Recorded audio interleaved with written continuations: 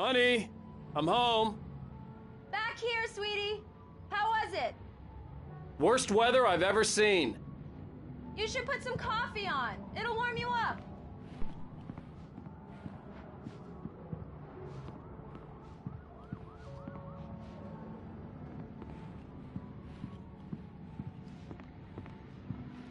Hey, handsome. This is gonna be a long night, but these shots are turning out great. I guess you're gonna need that coffee then. I'll go put it on.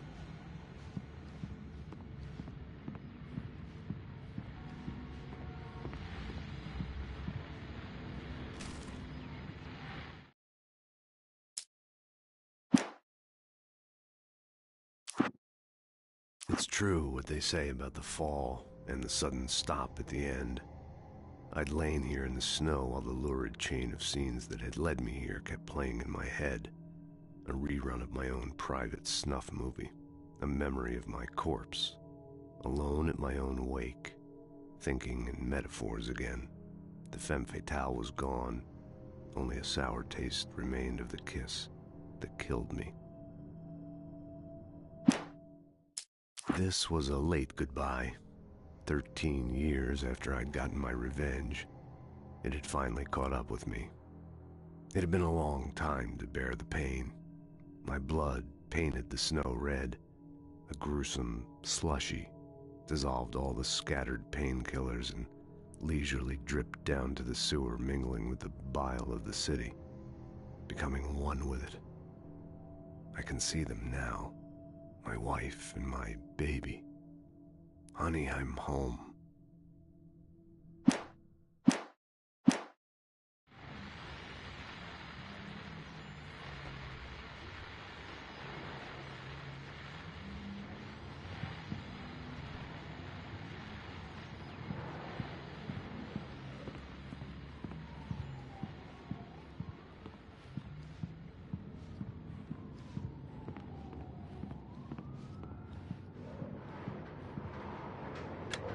Coffee's on. Great, thanks. I'll need it if I'm gonna finish this by tomorrow.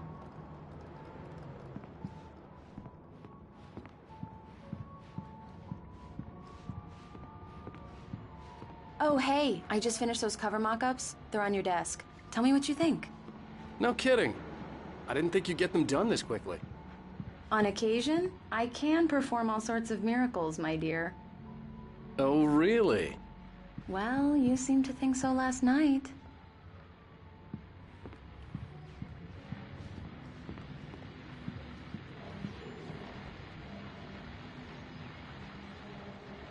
These look really good. Oh, sure, until Barry gets his hands on them. Which, by the way, will happen over my dead body. The last time was the last time. Oh, and speaking of Barry, he called. Alan! Alan, please check the fuse box. I'm right here. I'm on it, honey. Please hurry.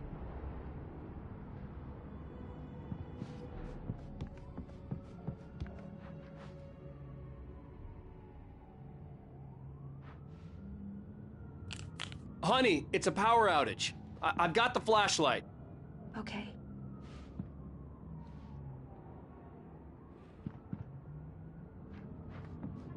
Hi. You okay? I'm sorry. It just really spooked me. Don't worry. We'll just break out the candles. I know it's stupid, but it's just... especially when I'm not prepared for it, you know? It gets to me. I love you. Tell me a story, writer. Okay. I used to have these nightmares when I was a kid. The dark really spooked me, too. When it got really bad, my mom gave me this old light switch. She called it the clicker. The clicker, huh? Yeah. If I ever got scared of the dark, I could just flip the switch and a magic light would scare the monsters away. Oh, sure. Here it is. Alan. Maybe it'll help you, too. Yeah, nice story, writer boy. You made that up right now, didn't you? No. Seriously. I love you, even if you are a liar. Thanks for this.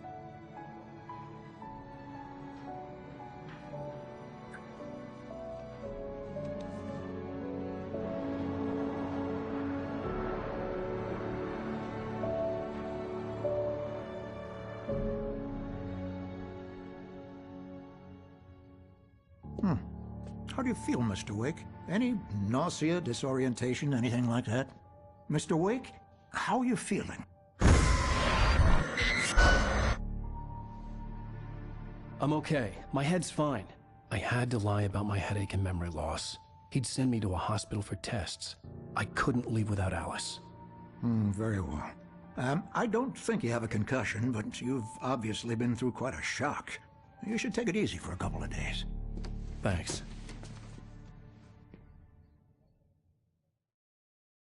Well then, Mr. Wake, we're done here. If the pain gets any worse or you experience any other symptoms, you should come see me. I'll let you get on with it then. Sarah, Sheriff Breaker, is waiting for you. She's very good at her job. I'm sure she can locate your wife in no time. Doc Nelson was the image of a small-town doctor. Sheriff Breaker had called him to the station to take a look at the cut in my head.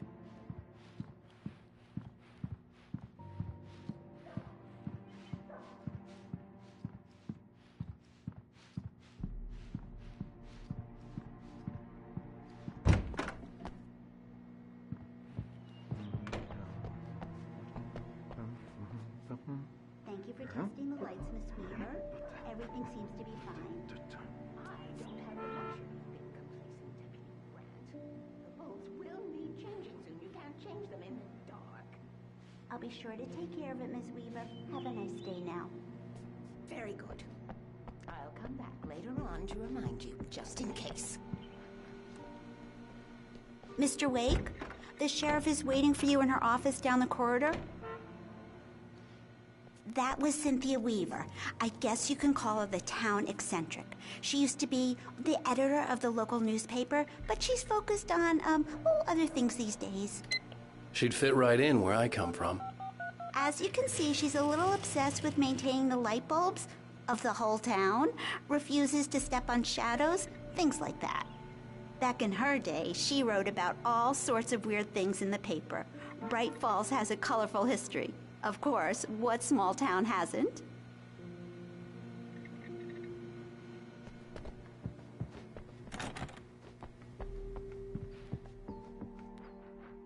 Yeah, it's Mulligan here. I'm at Stucky's gas station with Thornton. There's no sign of him. Over. Wait. Yeah, this is Thornton. Look, we've located the parade float. It's here. That's some good news, right? Stucky was supposed to be driving it at the rehearsals today. Over. Oh, give me that. Mulligan here. Looks like someone really thrashed the garage. Over. Okay, roger that, guys. Keep looking for Stucky. Jane's out.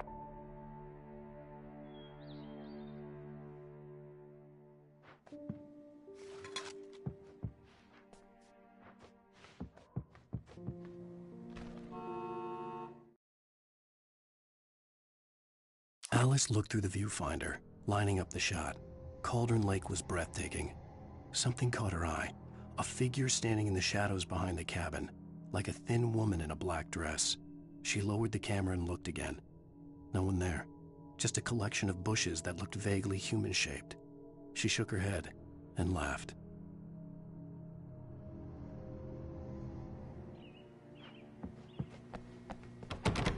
The sheriff wants to see you in her office, Mr. Wake.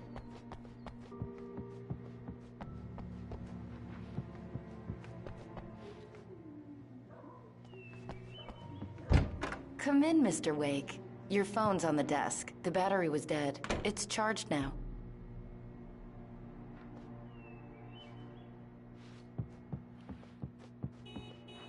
Your phone, Mr. Wake?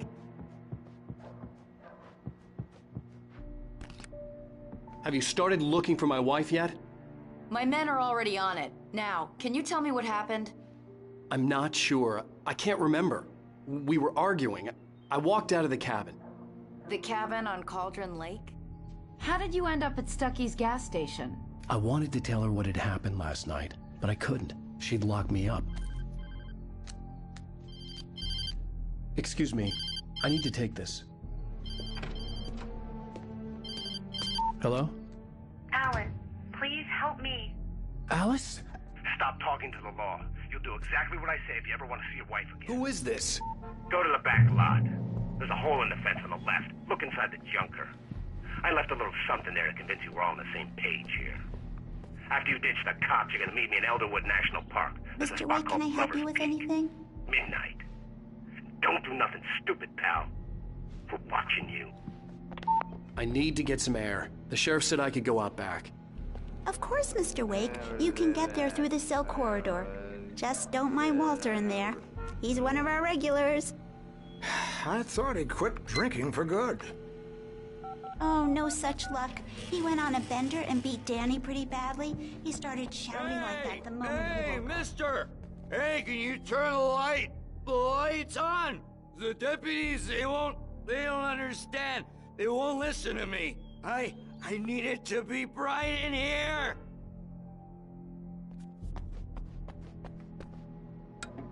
Thank you, man, thank you. Hey, you're all right. You're a good guy. Don't let anybody tell you different. You know, I shouldn't even be in here. The cops, they got it all wrong. See, sure, I beat him up, but I wasn't drunk. I mean, I wasn't drunk at the time. In spite of its human mask, to describe the dark presence as intelligent would have implied human qualities on something decidedly inhuman. Nonetheless, it found the one spot in the diner that was dark enough. Some light spilled into the corridor, ravaging it. But it took the pain. Horrible as it was, the writer would soon fix that. He would be coming to the one place where it still had power.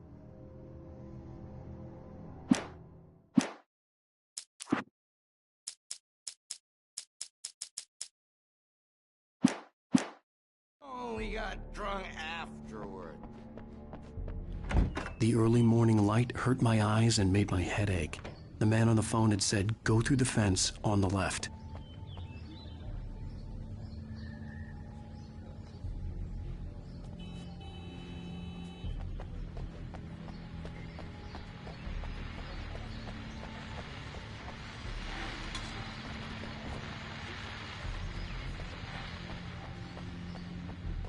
The caller had told me to find a hole in the fence behind the police station. There was something for me in an abandoned car.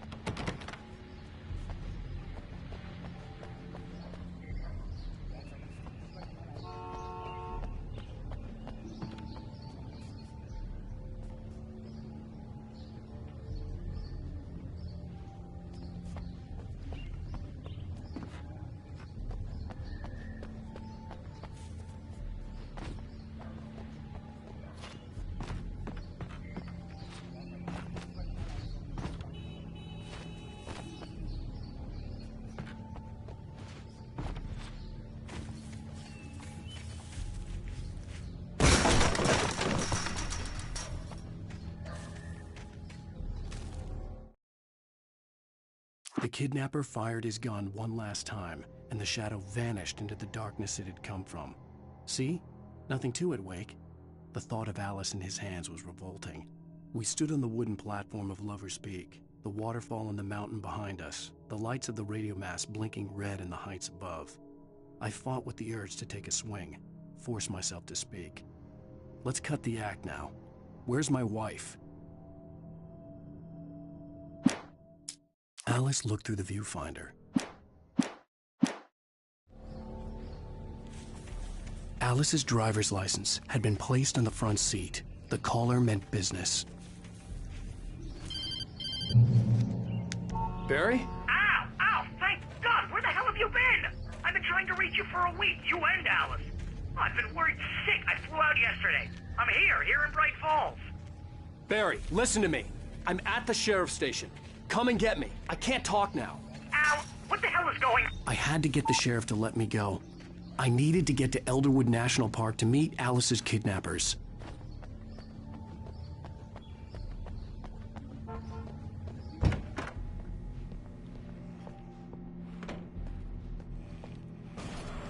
A writer is a light that reveals the world of his story from darkness, shapes it from nothingness. The way a sculptor carves a statue from a block of granite. If I stop, the world I'm making dies. Darkness will reclaim it. It's a long, hard journey into the dark. Alice's life is at stake, but I can't think about that, or I'll lose it.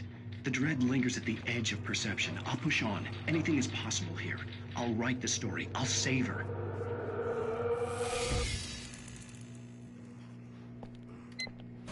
Marvelous, Sarah.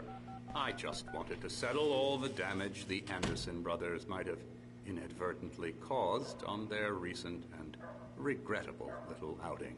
They are not accountable for their actions, of course. I can assure you that my staff has been reprimanded. Tor and Odin never caused any trouble to anyone when they were still living at their farm. Indeed. All we can do is to slow down the progress of their dementia. Are you feeling any better, Mr. Wake? I'd like to leave. Am I free to go? Well, we still need to talk about... Am I under arrest? No, of course not. But I need to know where you'll be staying so I can get in touch with you. I'd avoid the motel. The Majestic is known for its roaches. The cabins at Elderwood are pretty nice, though. That sounds perfect. I'm Dr. Emil Hartman. I'd like to invite you to stay at Cauldron Lake Lodge. Did you talk to my wife? I had the pleasure of discussing your situation with her on several occasions. Did you set something up with her? I invited her here. My clinic is a place where... Oh! Hey! Oh, my! Take it easy. Hey, nobody move! Get your hands off of my client! Who are you? I'm Barry Wheeler, his agent. If you have business with Mr. Wake, you talk to me. You yokels won't know what hit you once I sick my lawyers on your asses. No harm done, Sarah. I'm all right. I don't want to press charges. Mr. Wake, my offer still stands. Get me out of here. What the hell was that about, Al? We don't need a replay of that thing with the paparazzi. I thought they were gonna lock you up. I had to talk to someone. I told Barry everything. He thought I was certifiable, but when he heard about the manuscript, I had him. The fact that I'd written something, even if I couldn't remember it, was enough for him. He smelled money. And he believed that Alice had been kidnapped. Anything beyond that was another story. I had a midnight appointment with the kidnapper in a place called Lover's Peak, somewhere in Elderwood National Park. The plan was to rent a cabin. I don't like it, Al. I don't like any of it. It's not good. In fact, it's the absolute opposite of good. Mr. Wake! Barry, you found him! Hi, Rose. Oh, wow. I was just thinking about you, too. Great. I was just bringing Rusty some coffee. He's on the balcony, looking after Max. Poor thing. I really need to go. Great to see you again, Mr. Wake. Later! Who's Max?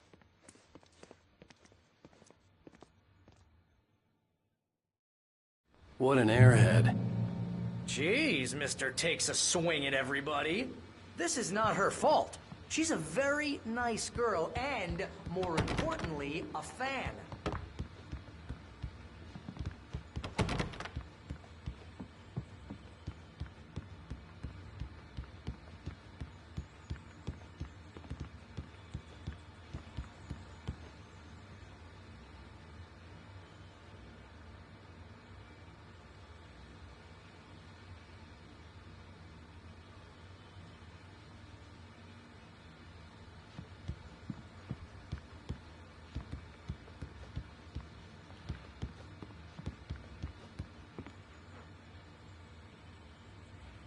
Seriously, Al, what you were saying in the car, just listen to yourself.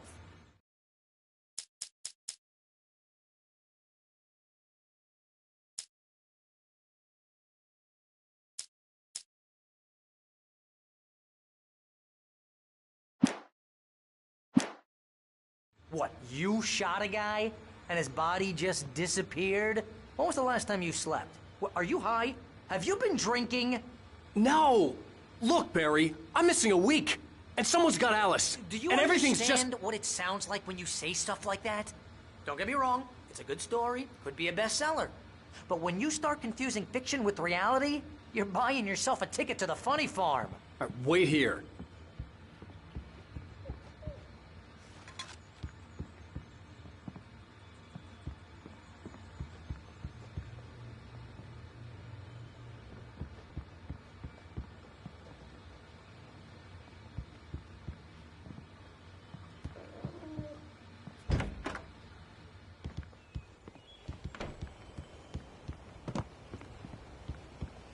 Easy there, boy. I'm almost done. Hey, Rusty, right? You rent cabins. Oh, Mr. Wake. I'd shake your hand, but mine are kind of full here. Actually, I'm sorry about this. Would you mind grabbing the registration form from the desk? It's just across from Bucktooth Charlie. Okay, sure. What happened? Crazy poachers. Max here got his foot caught in a trap. They're illegal to use here. Hell, you're not supposed to hunt within the park at all. But that doesn't stop some lowlifes.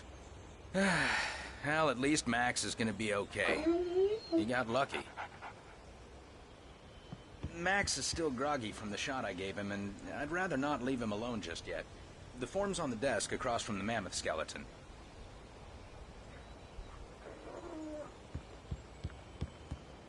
Seriously, Al, you can't just go and meet a kidnapper. Those situations always end up in disaster. You gotta talk to the cops. She's my wife, and it's my call. Can we talk about this later? No. This whole thing...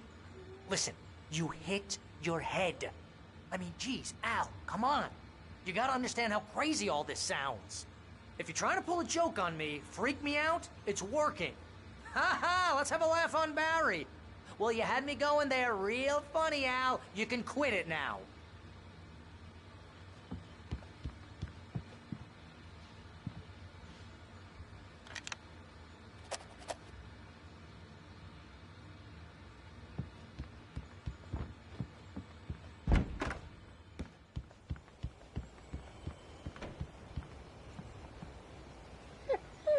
I think this is the form you wanted.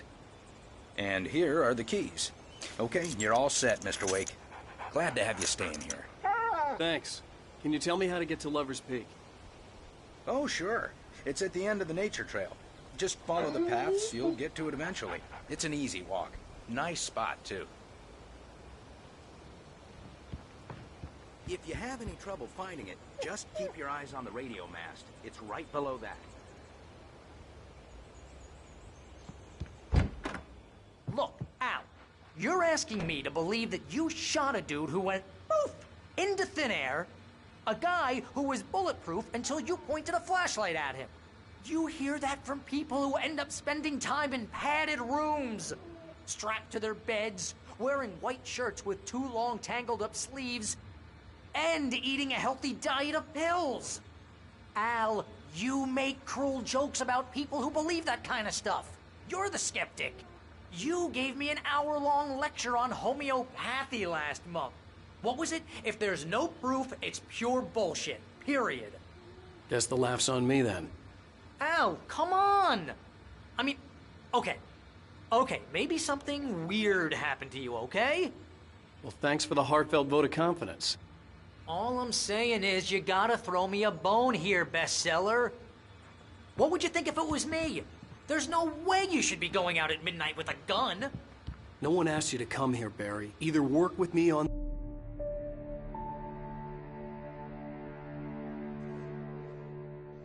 That's just crazy talk, Al. Al! Al?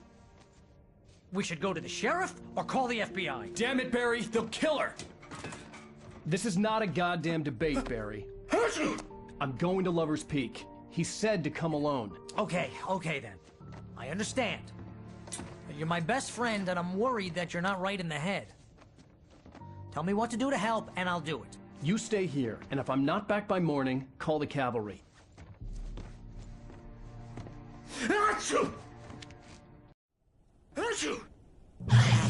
Just be careful with the natives, Al. These yokels are dangerous. Everybody hates a tourist, or it'll be Deliverance all over again. Bless you. Oh, this place is trying to kill me. I'll bet there's mold in here, spores, poison ivy, God knows what. This is so not worth a 15% commission.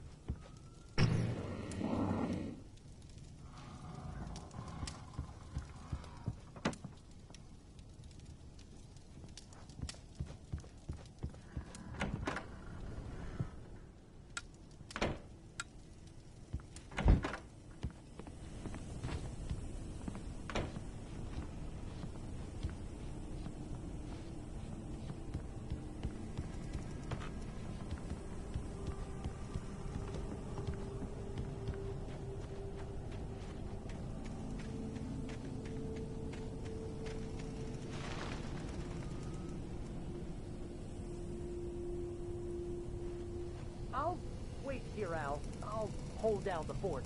I'll be with you in spirit every step of the way, Al. Locking the door now.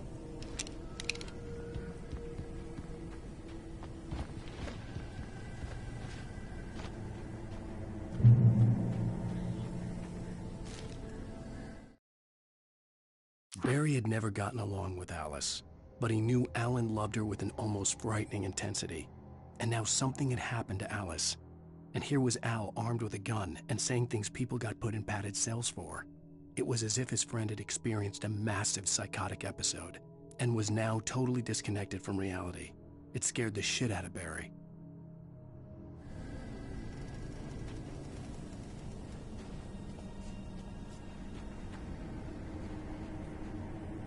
Barry had the keys to the car he rented. Wasn't a long walk to the visitor center, and it wouldn't be any use to me in the forest. I knew I should have gone to the cops. This wasn't the smartest thing I'd ever done, but I was still angry with Barry for trying to talk me out of it.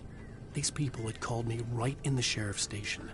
The cops wouldn't scare them, and they had Alice.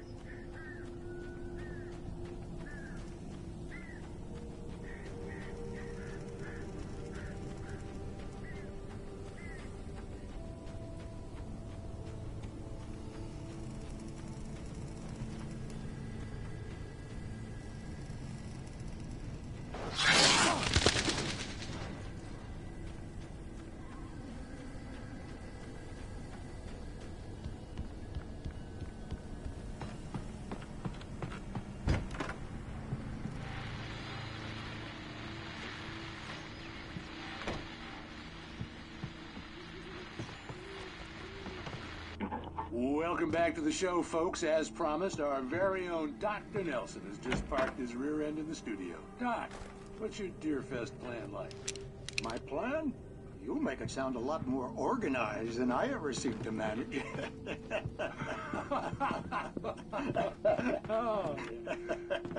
No plan, really. Just taking the atmosphere. I'm getting a little too rickety to do much more than that, you know. Oh, tell me about it. No sack race for us older gentlemen, huh? Yes, exactly, Pat. But I'm going to check out the parade, of course. And I'll be one of the pie contest judges, too. Well, that takes a different kind of constitution. Oh, yeah. It's my kind of exercise. Now, Doc, seriously, you're in pretty good shape, though. You're the outdoors type. I know for a fact you're an avid fisherman. That's right. Matter of fact, just caught a heck of a largemouth bass early this morning. But you're not taking part in the fishing contest? No, not this year. See, Pat, I'm just not that competitive anymore. Now I just like to take my time and enjoy the peace of it. It's no fun if I need to worry about what I'm catching, you know? Well, considering your track record, the participants are probably pretty happy you feel that way. Well, Pat, that's kind of you to say.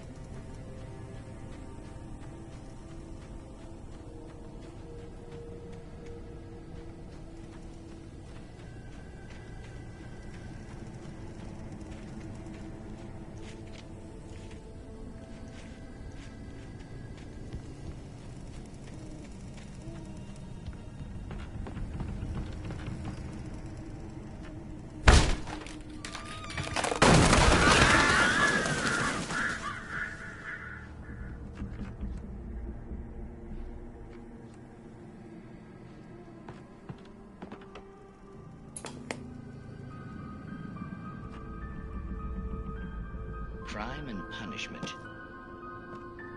the cancer and cure of civilization. But some crimes are impossible to punish, especially in Night Springs. Tonight's episode, The Man in the Mirror.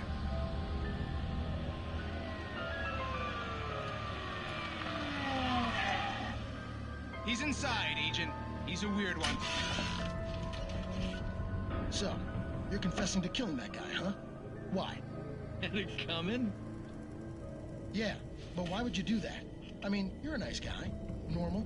Took a kid to a soccer game. So how come at the game, you pick a guy and, quoting from the arresting officer's report here, assault the victim's head area repeatedly with the weapon of choice being a pair of bare fists? Wow, that sentence really flows, huh? Maybe you're not the literary type. Okay, so you mess him up. But why? Who was that guy? We couldn't ID him. Why would a guy like you do him like that? I didn't like his face? Well, you must have hated it, because you really went to town there. I mean, there's no way to tell what he looked like. No ID on him either. That must be difficult. But then we ran the fingerprints. Got a match. Your prints. Identical. Huh, how about that? Your son said you were wearing a white shirt when you took him to the game. But the white shirt is on the dead guy. It's plenty red now. You won't get away with this. Do you really think that's in any way relevant to me? I had plenty of time to talk to my boy before the cops arrived, you know? He won't stop screaming, am I right? You think he's ever gonna be okay? I left my mark. Believe me. You bastard. What? You gonna shoot me? What's the point? I'm going to prison. You got me. I don't understand any of this. And you never will.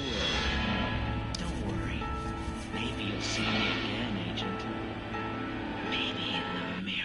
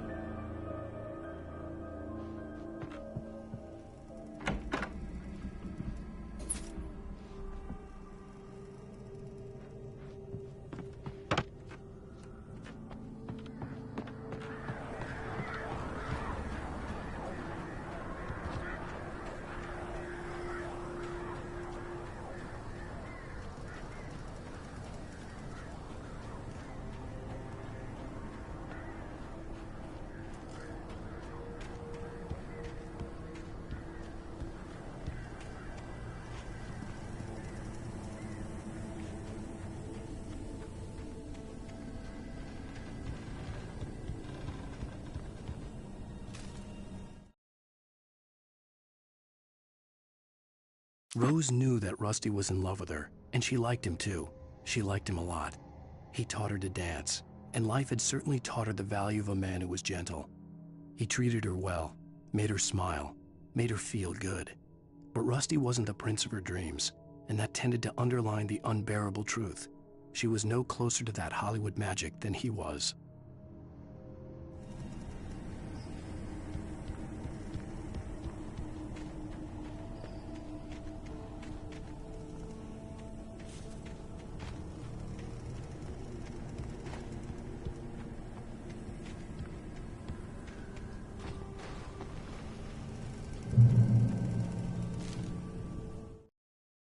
The air in the visitor center was heavy with an awful smell, as if some rotten drowned thing had crawled up from its grave.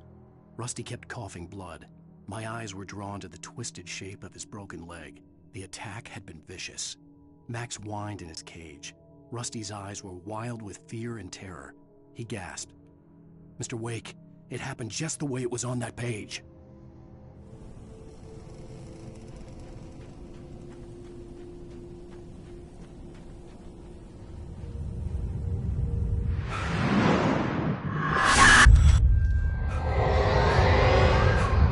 The vision left me weak.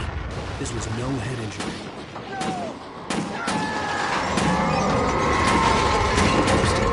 Damn. Rusty!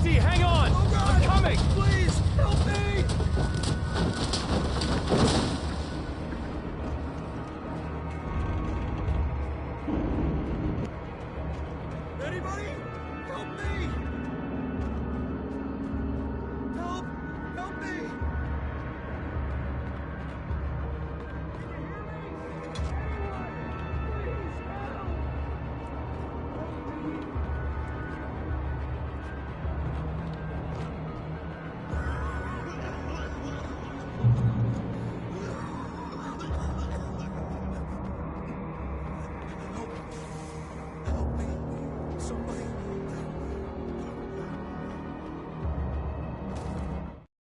The visitor center was sturdy, but the impact turned the front of the building into splinters. Rusty was thrown across the lobby like a rag doll and hit the far wall hard. It didn't hurt until he tried to move and saw his leg bend the wrong way, felt the broken ribs stabbing him on the inside. Rusty howled in pain and fear, suddenly afraid to die alone.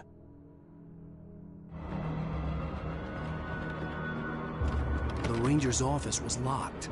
I'd need a key to get in.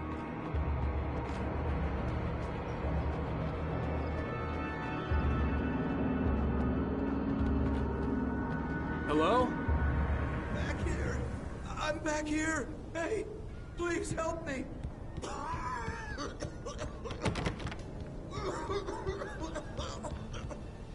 I'm here. I'm hurt.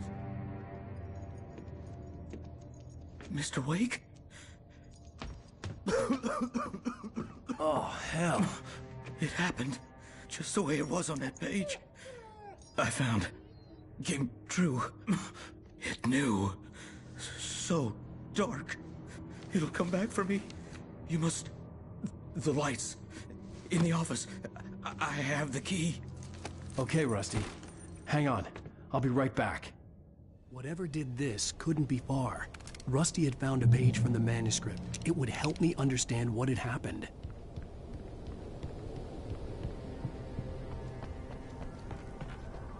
The only way to make sure that Rusty was safe was to get the power running and the lights back on.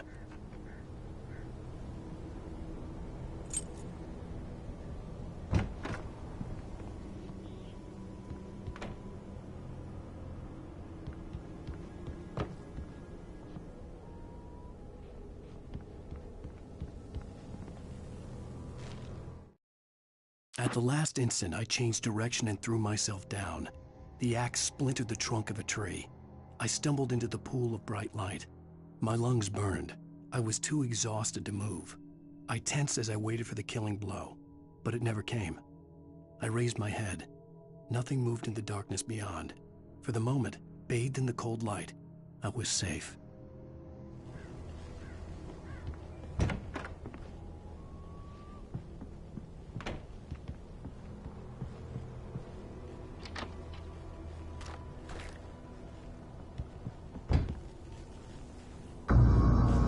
I was too late. Someone had destroyed the circuit breaker. There was no way to get the lights back on. Rusty! Rusty! The ground was covered with oily patches that looked like liquid darkness.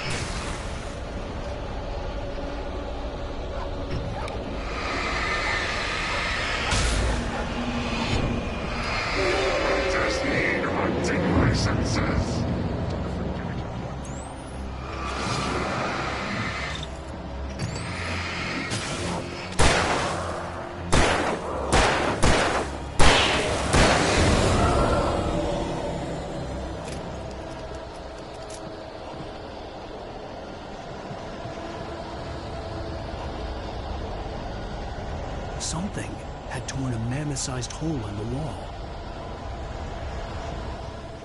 Please don't feed the animals.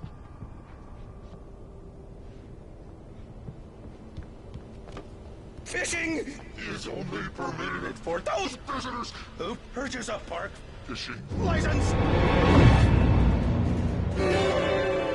Obey the park ranger's instructions at all times. Rusty? Rusty, no! Never!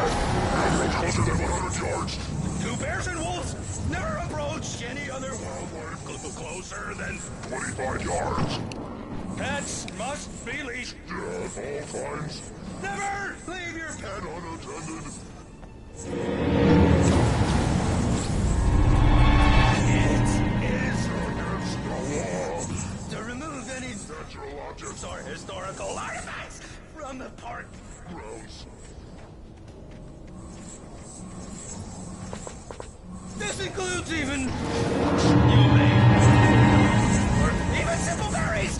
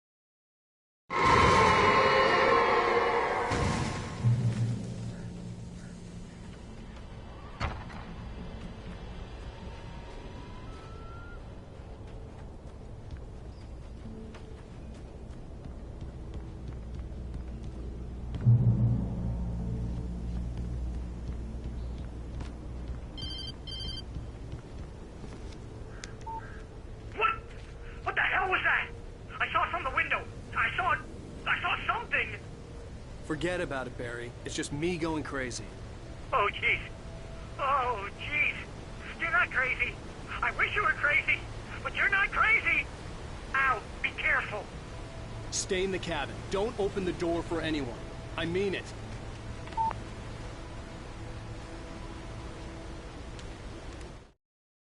In that last instant of consciousness, Rusty thought about Rose.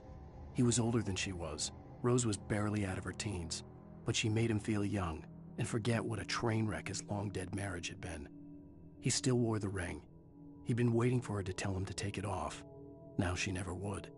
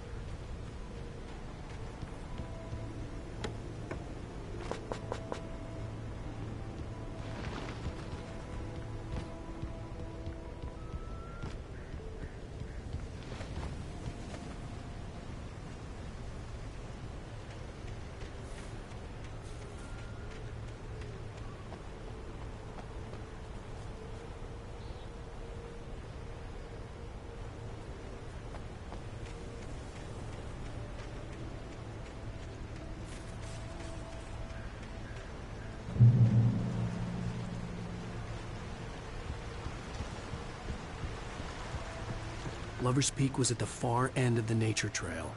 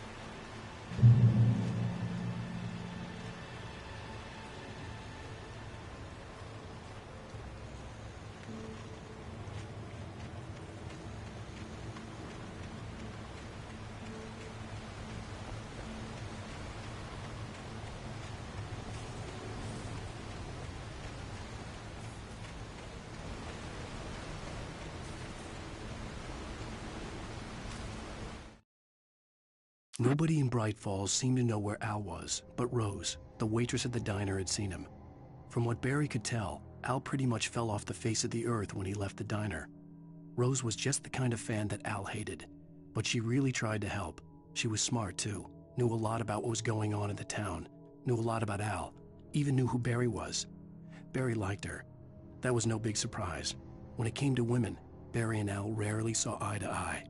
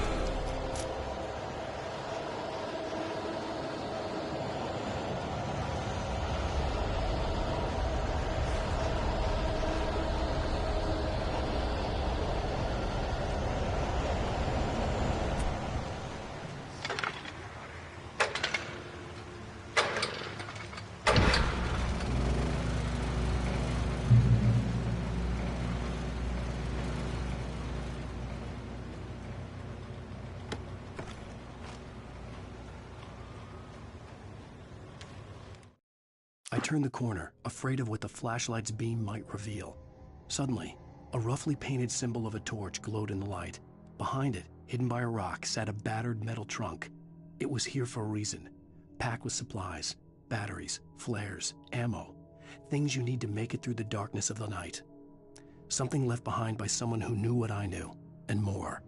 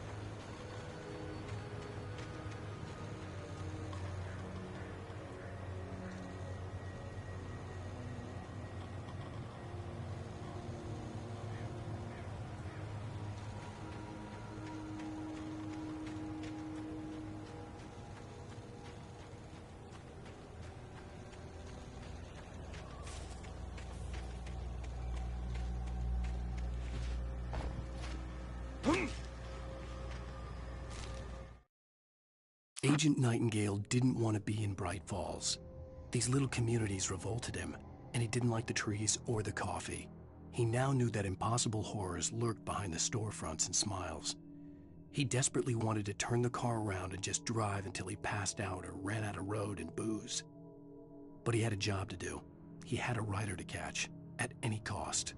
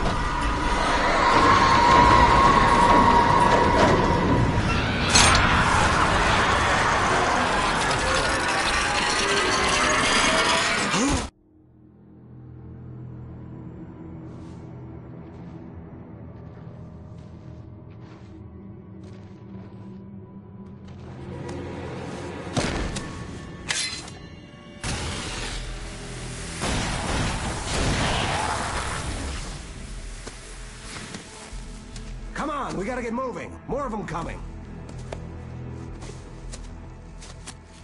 That flashlight's kid stuff. The flares will keep the bastards away.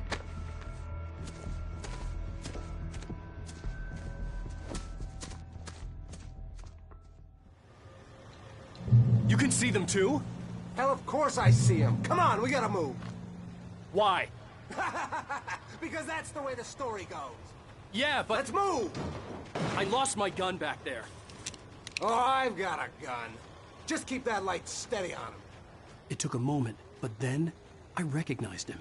He'd been on the ferry when I first arrived here with Alice. He knew my name. We were headed in the direction of Lover's Peak. There was no way this was a coincidence. He was the kidnapper.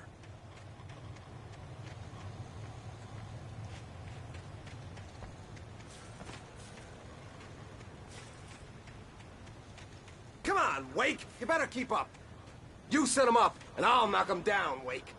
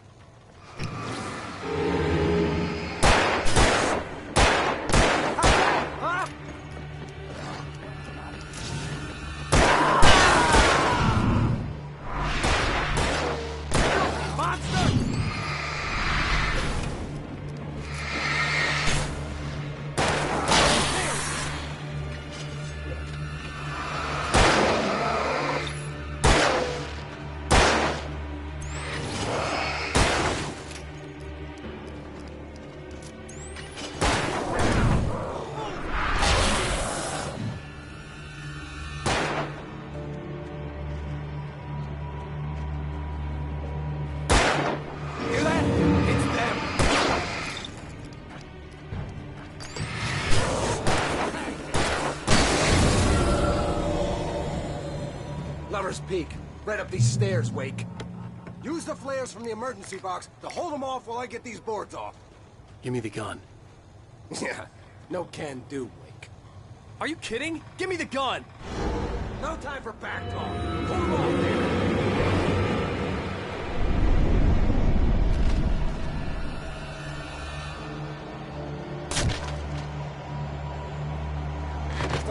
longer! Scare them off! Get some light on those bastards! That'll keep them off us!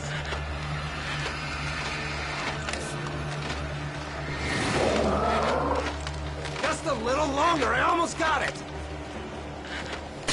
Okay, it's open. Move it or lose it.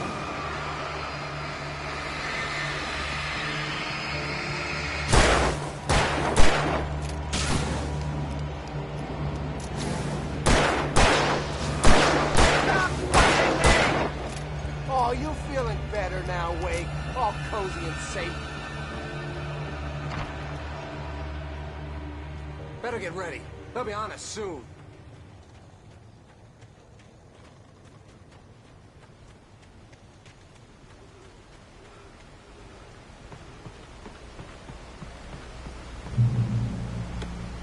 This is it, Wake. Last stand. There's more flares here. Get ready. We fight them as long as they keep coming. Give me the goddamn gun! They're coming! That's not how this program, Wake. Ah!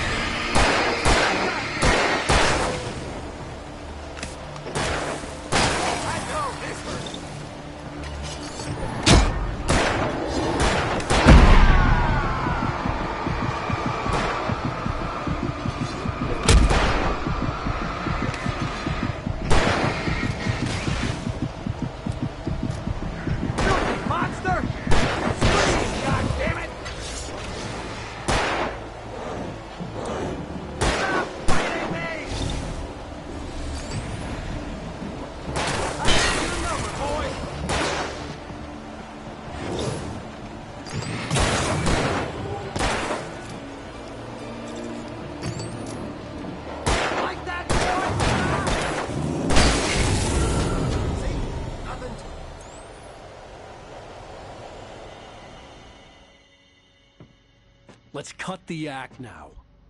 Where's my wife? I knew you were gonna say that. I read it all before. You're a hell of a writer. Congratulations.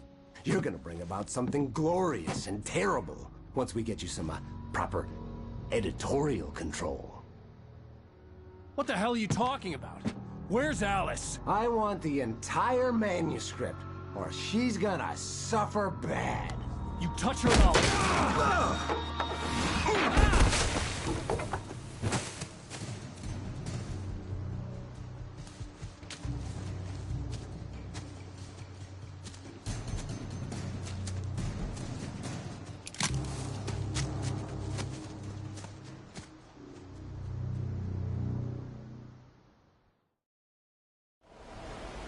You're gonna give me the manuscript, or you'll be sorry. No! Come back here! I swear I'll kill you if you hurt Alice! Do you hear me? Come back here!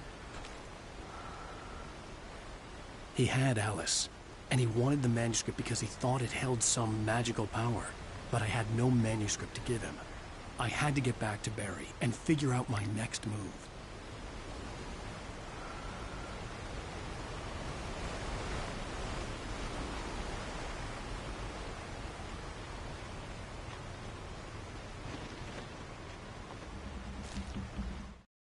On more than one occasion, Alice had tried to explain to me how it felt to be afraid of the dark. To her, darkness wasn't simply the absence of light, but something more tangible than that. It was something you could touch and feel. Worse than that, it was something with a mind of its own, something malicious and malign. For her, things changed when they were wrapped in darkness. They turned into something else, something foreign, and nothing was safe or innocent anymore. I'd never really understood what she meant, until now.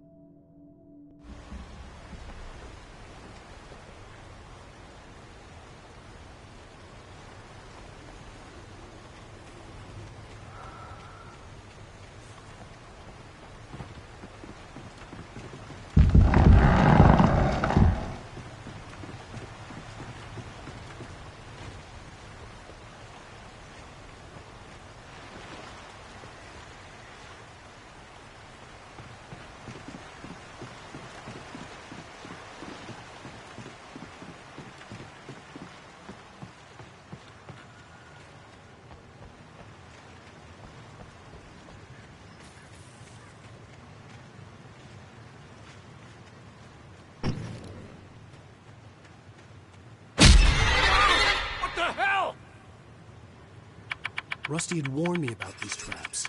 It hurt like hell. I was stuck.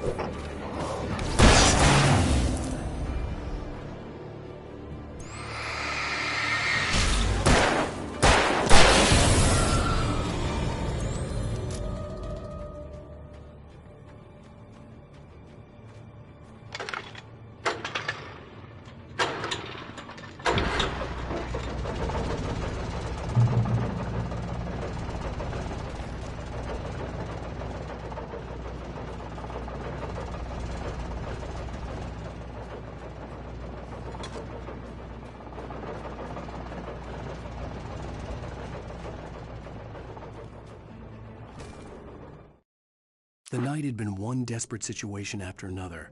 I was exhausted, and my body felt as though it had been chewed up and spat out. The flashlight was heavy in my hand, and each pull of the trigger sent a painful shock up my arm. But I was finally out of the woods, and things were looking up. That's when I heard the chainsaw.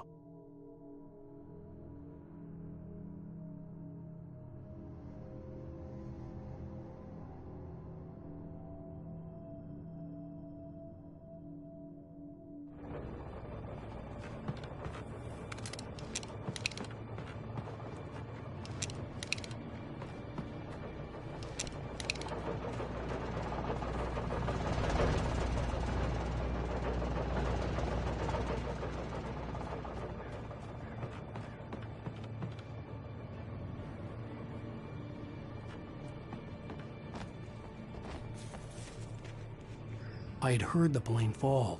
It made no sense. It was clear that it had just fallen here, but it was very old and obviously hadn't flown in decades. Looking at it sent a shiver down my spine.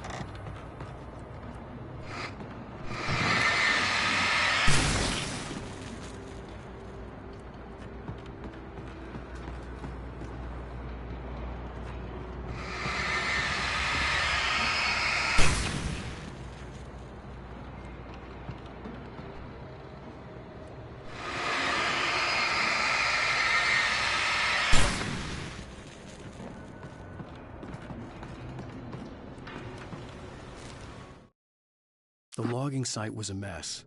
The modular office had been pushed off the cliff.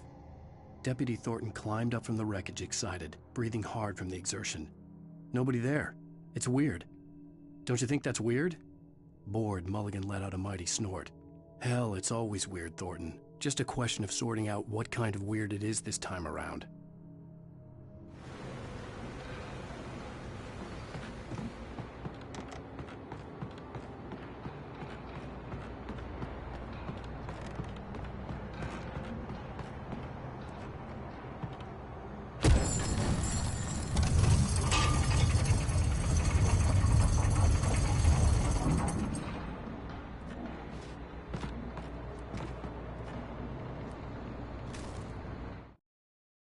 When Barry saw the darkness attack the visitor center, it made him a believer.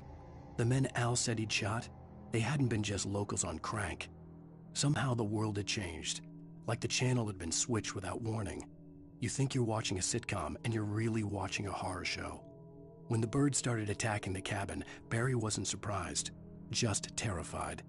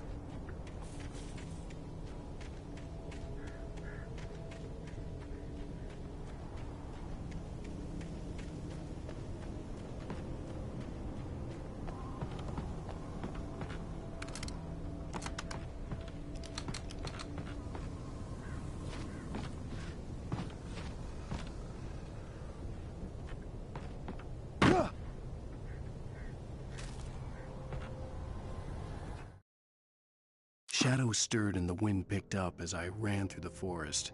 I felt the dark presence turning its gaze toward me. Then the moonlight was blotted out by dark shadows that raced violently across the ground, moving too swiftly to be natural. Darkness gathered between the trees and melted again to reveal the Taken. No natural path had brought them here.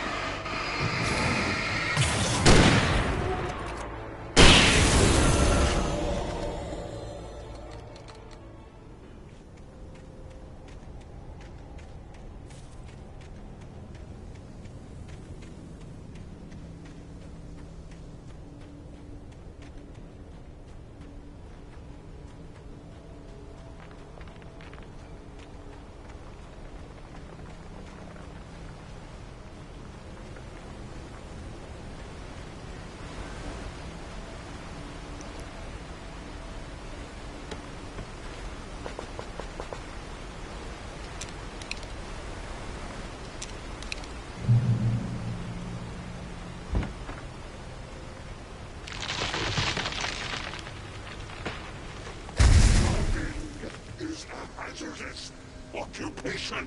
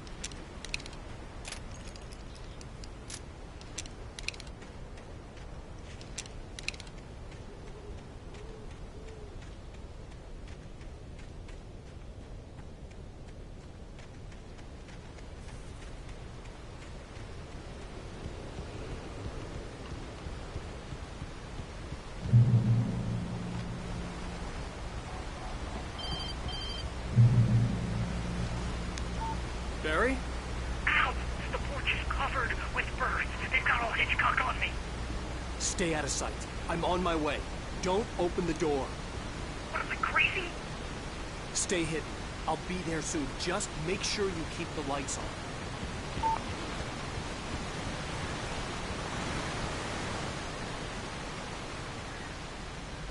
I still had to reach Barry at the cabin, but at least I was out of the woods.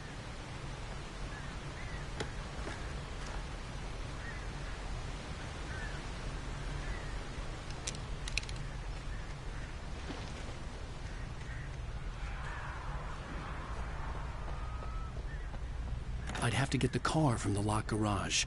It would get me back to Barry faster, and the headlights were a welcome bonus.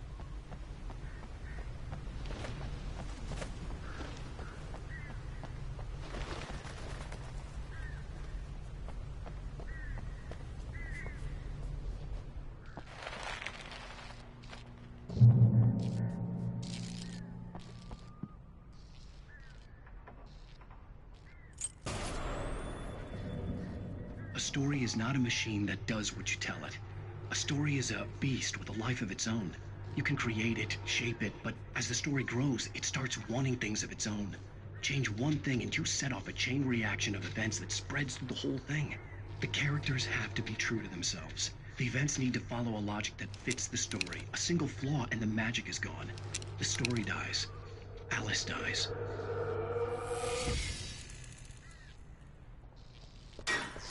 You can harm your audience and yourself.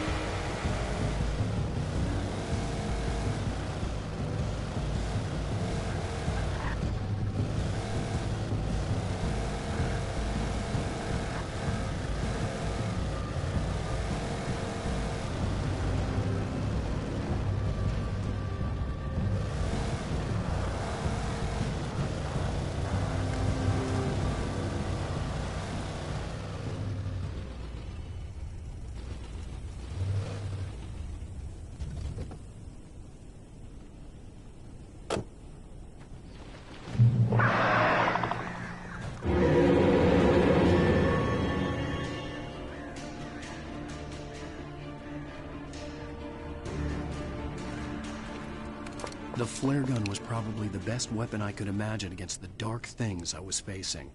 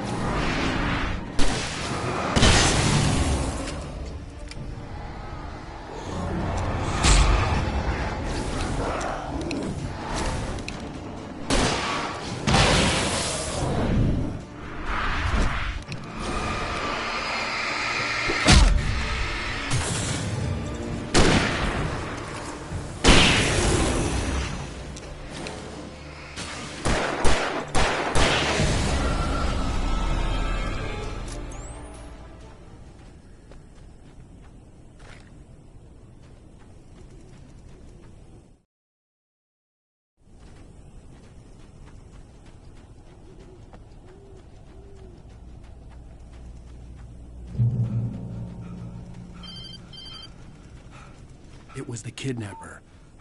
You son of a bitch! Where's my wife? Enough horseplay, Wake. You deliver the manuscript, and you can have your woman back. Simple as that. I don't... Listen. I'm gonna need time to finish it. I still need to write the ending. I need a week. It's not done? I need a week. 2 days. The old Bright Falls coal mine is nearby. You can find it easy, city boy. The main building, there at noon. You bring the manuscript, you'll get your wife. Not, well, get me? Yes, I get you.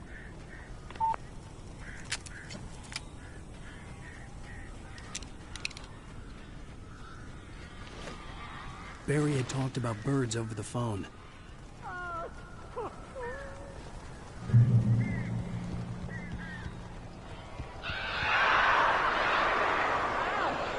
I am so glad you're here. A couple of them got in here before I lost the chicken. This isn't normal. These birds are weird.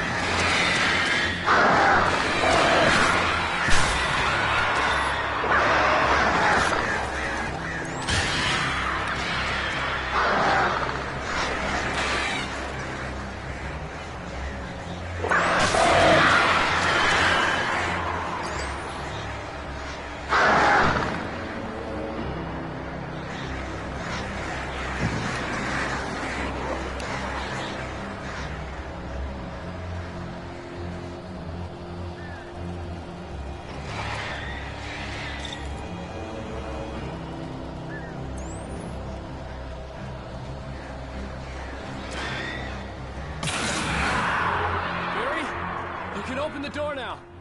They're gone.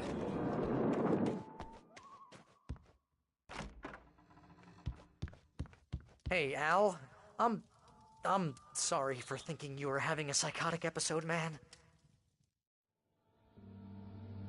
I sent Barry to the town to ask around about a man fitting the kidnapper's description. He'd go through the archives of the local paper.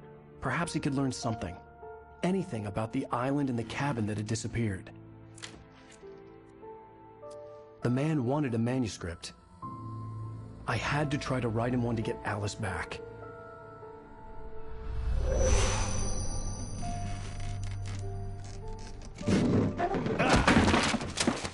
For me, the supernatural had always been nothing but a metaphor for the human psyche, a tool to use in writing fiction. Now, it was happening for real, and I couldn't put a single word on paper.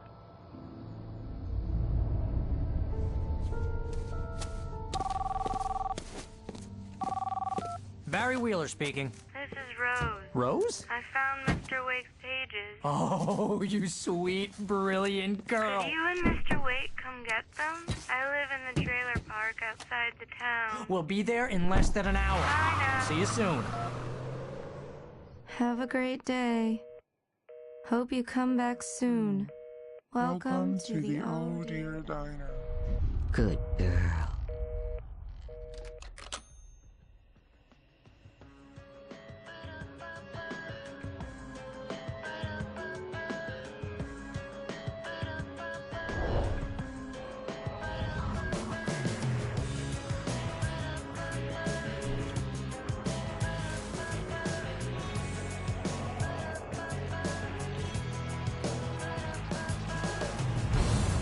Come here. Pretty please, can you tell me where I am? You want to say something? Previously on Alan Wake, Alice has been kidnapped. Alan, please help me. Alice? You'll do exactly what I say if you ever want to see your wife again. I can't tell anyone except my agent Barry. Damn it, Barry, they'll kill her. You're my best friend, and I'm worried that you're not right in the head. The ransom is a manuscript I supposedly wrote that's coming true before my eyes. It happened just the way it was on that page. So dark. I have found only a few scattered pages. I want the entire manuscript. The deadline is in 2 days. I found Mr. Wake's pages. Good girl. How the hell did she get her hands on the manuscript anyway? I don't know. She's resourceful. I told you were too hard on her. Listen, I found out all sorts of interesting stuff while I was digging around. Yeah. Mr. Wake, it's Sheriff Breaker. We have an FBI agent here, Agent Nightingale. FBI? He's anxious to see you. You'd better come to the station. Okay, I'll be right over, Sheriff. Let's make this quick, huh? Help you folks? Name's Randolph. I'm the manager. We're looking for Rose. Works as a waitress down at the diner. Rose, sure. Nice girl. Who wants to know? I'm Alan Wake. The writer, huh? I heard on the radio you were visiting. Well, I'll show you her trailer. That Rose, she's a nice girl. Always pays her rent on time. As I was saying, Al, I found all sorts of weird stuff from the local newspaper's archives. This place is crazy. Disappearances, mysterious deaths, urban legends come true, and, get this, most of this stuff takes place around Cauldron Lake. Well, you ain't wrong, mister. The Indians thought the lake was a doorway to the underworld. I'm the God-fearing type myself. I don't hold with that sort of thing. Yeah, okay. Anyway, there was an island there owned by a guy called